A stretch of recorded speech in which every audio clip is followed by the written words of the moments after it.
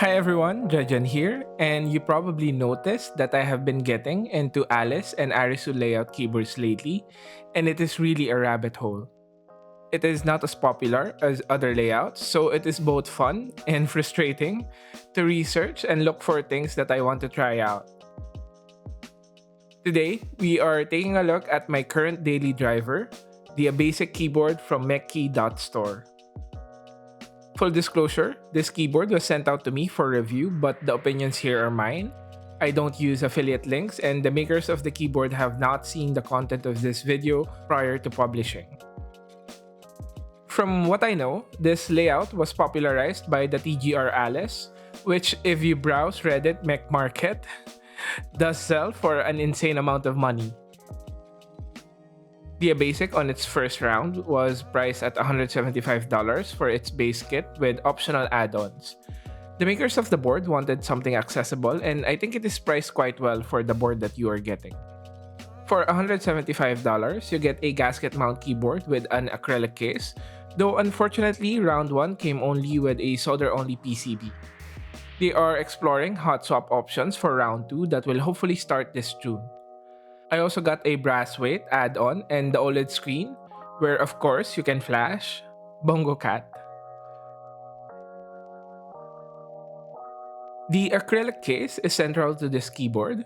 The use of the material is what allows the keyboard to be priced relatively well compared to polycarbonate or aluminum options in the market. I know some would shy away from the unfinished look of the acrylic sheets, and honestly, I felt the same at first. However, after holding it in my hand and seeing it in my desk, I really liked how the keyboard looked, though that is preference. Abasic introduces some improvements that I don't think are common with acrylic cases. First is that the top layer of the case actually has a matte textured finish. It feels really nice in the hand, and I prefer this over the shiny smooth finish on some cases, which can show scratches and dust that get in between the acrylic. You get an option to add on a brass weight at the back, which I recommend since acrylic is a very light material and the weight gives the board some heft. When built with the brass weight, the board weighs around 1.1 kilos, which to me is just right. You get multiple choices on the colors of the case. For blood, which is the one that I got, you get a single layer that is clear to show off RGB underglow, though the board still stays predominantly red. I hope they also made the bottom case clear to make the downfiring RGB color accurate. You get acrylic strips at the back that act as case feet. There is sufficient space between the keycaps and the top case for you to hit the spacebar comfortably. This is an issue that I had with some Alice layout keyboards like the YMDK Wings, so great job here. The layout here deviates a bit from your standard Alice layout. You get 4 switches on the left side from the usual 3. I personally like the decision to have 4 keys on the left side, and I used it for arrow keys, though it takes a bit of getting used to. You also get 2 letter Bs, which is the way that it should be. The 4 keys on the left mean that if you want to use a different Alice PCB for this case, you would need to fill out the extra 4th socket with something. However, I don't recommend you use a different PCB on this case since the case and the PCB allows for an add-on OLED screen that can be customized, though I think that requires a bit of expertise in coding.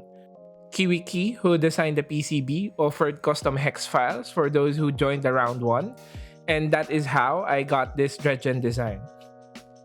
The Bongo Cat hex is also available on the Mechkey Discord. Overall, I like the design and the layout of the board, though some may still prefer the refined finish of aluminum and polycarbonate cases. The Arisu layout with its arrow keys is good for functionality, but the better symmetry of the Alice layout is really nice. Opening up the board, you see the gasket mount where the plate is isolated from the case with foam strips. You get to choose from aluminum, FR4, or PC plate, which again to me is a plus since most acrylic boards on the market only have acrylic plates. I had the FR4 plate and it wasn't as flexible as I was hoping it would be, but it definitely sounded good. I'm not sure if the polycarbonate plate would be more flexible, but expect the typing experience to be just a bit stiff for a gasket mount. I'm guessing part of it is because the gasket beneath the plate is quite thin. I did reach out to Nuxros, who designed the case, and he did say that this was a limitation of the current case design. Here is a quick sound test of the board.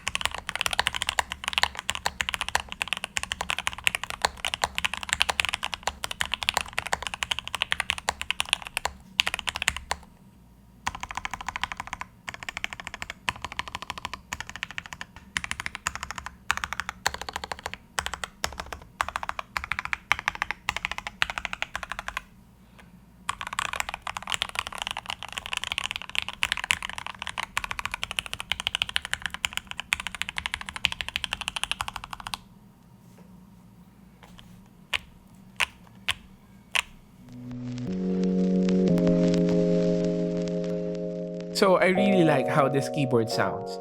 The FR4 and the acrylic case sound well together, though as I've said, it's not as flexible. The NK Silk Blacks are really smooth, and I just love enjoy PBT keycap sets. Since PBT is more resistant to shine, I usually put it on my daily drivers so I don't feel bad when I use it.